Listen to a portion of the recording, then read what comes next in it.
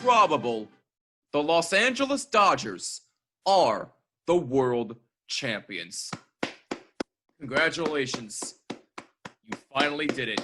What is up? This is the Bottom Line Podcast. I'm Jimmy Finizzi. I hope you're doing well, especially if you are a Los Angeles Dodger fan. As always, thank you so much for taking some time out of your day to take a listen. I really do appreciate it. Before we get started, questions, opinions, Twitter and Instagram at BottomLineWMCX. Use the hashtag BottomLine. Don't forget to leave a voice message on the Anchor app or at anchor.fm. And if you're watching on YouTube, please leave a like and a comment down below. Helps out tremendously. And please make sure you subscribe and hit the notification bell so you do not miss a single episode. And please make sure you subscribe on all audio listening platforms. Just include Jimmy when searching for this podcast. They finally did it. After coming oh so close the past few years and not getting the job done, after losing to the eventual World Series champion Washington Nationals last season after they were the heavy favorites to win the World Series last year, the Los Angeles Dodgers finally overcame the hump, and they are the world champions for the first time in 32 years. First of all, let me just say that this was an amazing series. This was an amazing World Series. Every single one of these games was competitive from start to finish. Both teams came in hot. Both teams hit. Both teams played defense. Both teams pitched. You saw a little bit of everything in this World Series. The only thing I would have liked to see is maybe an extra inning game, but hey, that's just me nitpicking, but I digress. But this was an amazing series. I got to give props to both teams for amazing seasons. And I am a bit angry about what the Rays did, but I'll get to that a little bit. But yeah, so how did both teams get here? Well, the Dodgers have been the best team all season long, despite the 60-game season. They went 43-17, the best record in all of baseball this year. Clearly, there was no stopping them, but the question was, could they finally get over the hump, especially during a shortened season where there are absolutely no excuses whatsoever? Although we did say that about the Yankees, but look how that turned out for them. But we're not going to get into the Yankees here. So the Dodgers, clearly the more well-balanced team all season long. They had pitching. They had guys that could hit in clutch situations. They had great defense. Oh, and they have somebody by the name of Mookie Betts, who they signed on a 12-year contract worth over $350 million. Just saying. And now he is a world champion once again. He won a world championship with the Red Sox in 2018, and now he has won one with the Dodgers. And by the way, I'm starting to really appreciate Mookie Betts. I really enjoy watching him play. I mean, this is an all-around player. And if you saw the way he played in this entire postseason, how could you not like this guy? How could you not? He's competitive. He can hit. He can catch. He can rob home runs, apparently, like there's no tomorrow. So keep an eye out on his defense. Oh, and he also had the home run that put the exclamation point on the Dodgers winning the World Series in Game 6 the other night. So Mookie Betts, hard not to like him now. I certainly am starting to appreciate him a lot more. So the Dodgers, best team all year long, no question. The Rays got here because of analytics. Now, I've got a lot to say about that in a little bit, but that is how the Tampa Bay Rays got here. Other than the fact that, hey, when they played against the Yankees, they were clearly the better team. They out-hit them, and they actually do have guys, like I've said before, that can actually hit in clutch situations, unlike the Yankees, who rely too much on the home run. But the Tampa Bay Rays got here because of analytics. They won the American League East at 40-20 on the year. So, yeah, the Rays because of analytics, the Dodgers because, well, they're the Dodgers. They were expected to do a lot, and hey, they finally did it. And listen, Clayton Kershaw. I know everybody's talking about him. Listen, before I say anything about that, about what I'm going to talk about, I am so happy for him. I really am. Nobody deserved this moment more than Clayton Kershaw. After all the talk about, oh, this guy is a choker, he can't get it done in the playoffs, he's never going to be a Hall of Famer, blah, blah, blah, blah, blah. All right, well, listen, I know that I've made the argument before that Clayton Kershaw is not a Hall of Famer. Maybe that was a bit strong.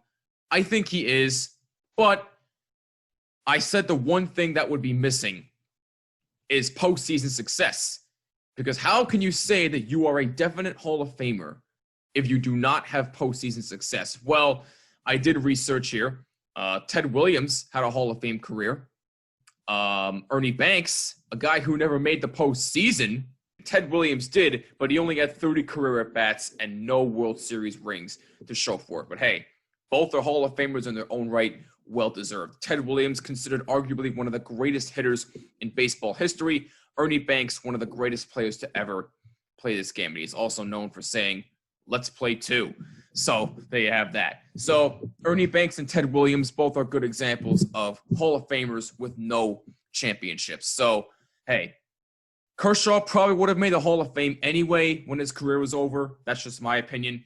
But to me, what defines a Hall of Famer, at least to me, again, is postseason success. Not just regular season. You can have all the success in the world in the regular season, as Clayton Kershaw has.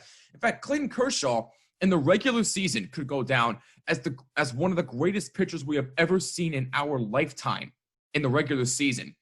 The postseason is where he tends to, I really don't want to say choke. Choke is the wrong word, and we can finally throw that word out the window. Choke is the wrong word. He didn't get the job done is the more proper way to put it. Well, he finally exercised those demons this postseason. A 4-1 record, an ERA, I believe a smidge under 3, 35 strikeouts or 37 strikeouts, and 5 walks.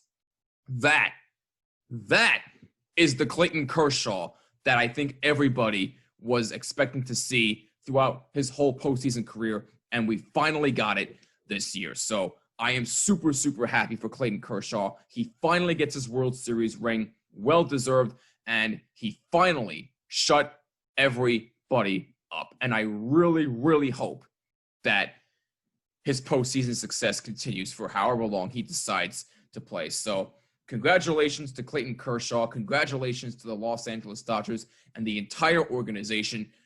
32 years is long enough. You finally have a World Series championship. And Corey Seager is your World Series MVP, the first shortstop to win World Series MVP in quite some time, actually. I believe 10 years ago was the last time a shortstop won World Series MVP. Someone correct me if I'm wrong on that. But yeah, Corey Seager, a phenomenal postseason, batting .400, couple of homers, and I believe double-digit RBI. I think it was 15 RBIs or somewhere around that range. Again, someone correct me if I'm wrong on that. But Corey Seager, phenomenal postseason, well-deserved. And, the Dodgers deserve this. They wanted this more, and they said, you know what? Dave Roberts said it himself. This is our year, and it proved to be so. So congratulations to the Dodgers. But here's the thing, though, and there were a couple of controversies, during and after the game. We'll talk about during the game first. So as far as it pertains to the Dodgers, so Justin Turner, probably one of the classiest dudes you will ever meet in baseball. Now, I never met him personally, but from what I have heard, he is probably one of the nicest and classiest dudes you will ever meet in baseball, both on and off the field. He does a lot for the community, so there you go. And apparently, everybody gets because of the whole because of COVID-19 and everything, they have all these testing protocols and everything. They get tested before the game. I think they do the rapid tests, if I'm not mistaken. So they find out just before they play. So you have that. Apparently with Justin Turner, the first test came back inconclusive. So they ran a second trial. He played 7 innings, and the Dodgers were notified, I think in the middle of the 7th inning, that the second test came back positive. They pull him from the game. They isolate him. And about an hour after the game ends, an hour after the Dodgers win the World Series, you see Justin Turner back on the field, at times with his mask on, at times with it off.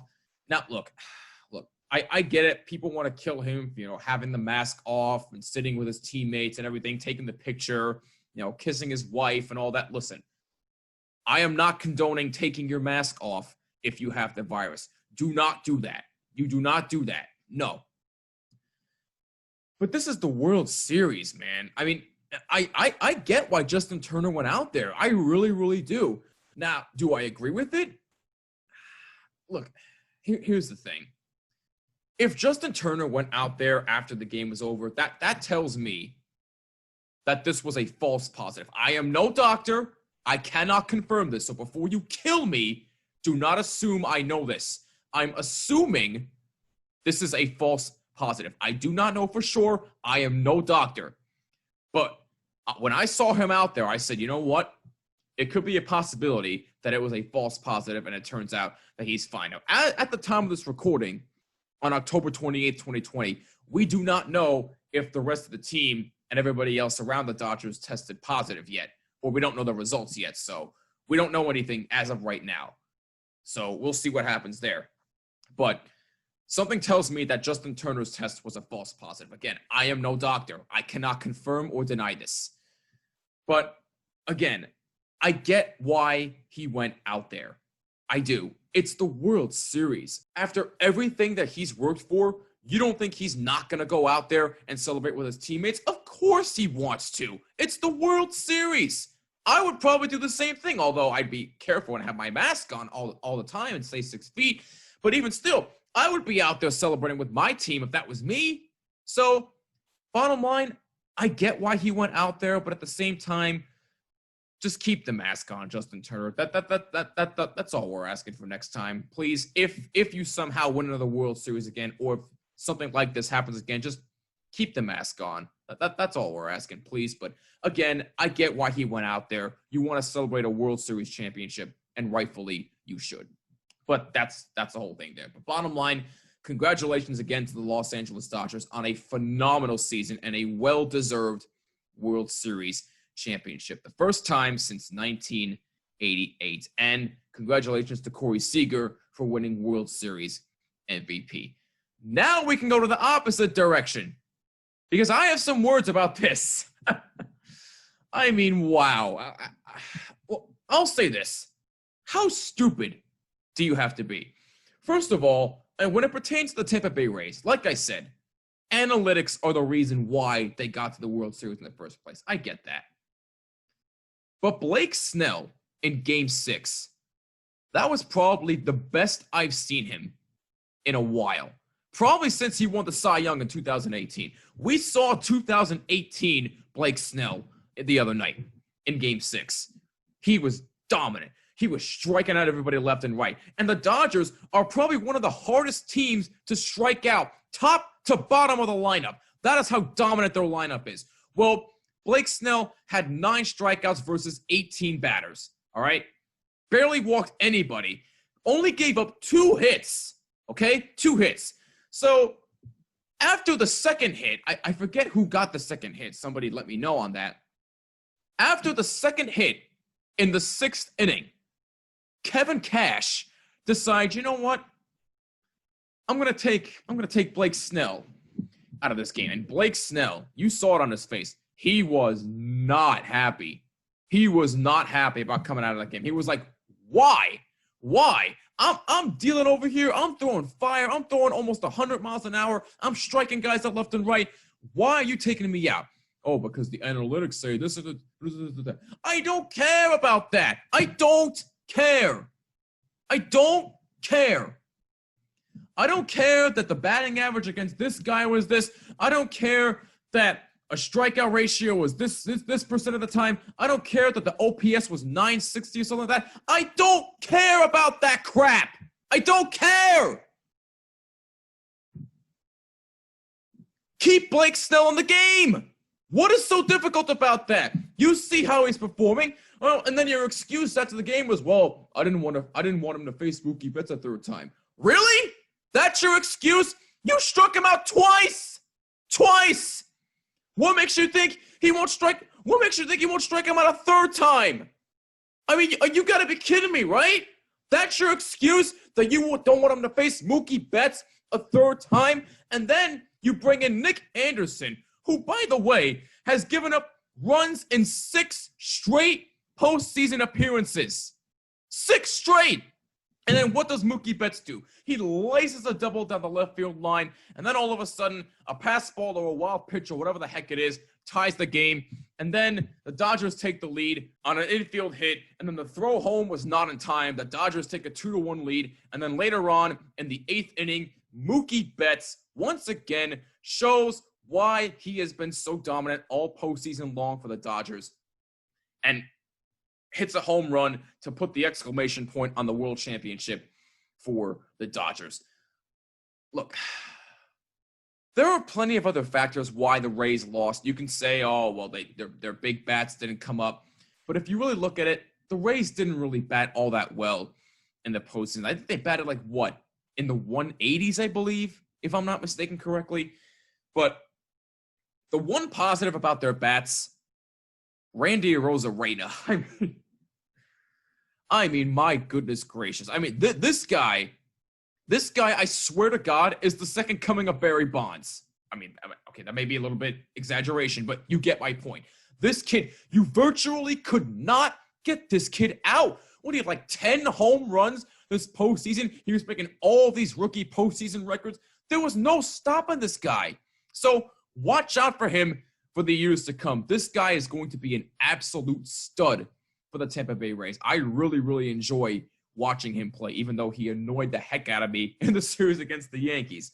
But I digress there. This kid is going to be a stud for many, many years. I am not sleeping on Randy Arozarena. Watch out for him.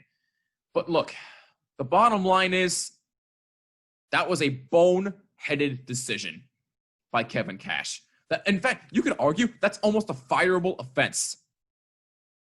Your pitcher, your ace, has 9 strikeouts through 5 innings. Only gave up 2 hits. And you're going to take him out after one little bloop base hit up the middle. Really? Really? After 1 hit in the 6th inning? Come on, man. Come on. Kevin Cash, look, I'm sure he's a smart man. I'm sure he knows baseball. But right then and there, that was an absolute bonehead decision. It was inexcusable. And if I was the owner or the general manager of the Rays, I would have sat him down in my office and said, "What the hell were you thinking?" I would have said to him, "If you keep not Kevin Cash, if you keep Blake Snell in that game, as a matter of fact, if for some reason, if you keep him in there and he somehow goes the distance, we're talking about a Game 7." Probably not today, obviously, because of what happened with Justin Turner. We were talking about a Game 7 possibly next week, depending on what happened with everything. And we're probably talking about the Rays possibly coming back and winning the World Series if that doesn't happen. Because if the Rays win that game, chances are they win that World Series, because there's no way the Dodgers are going to be motivated to play a Game 7. No way!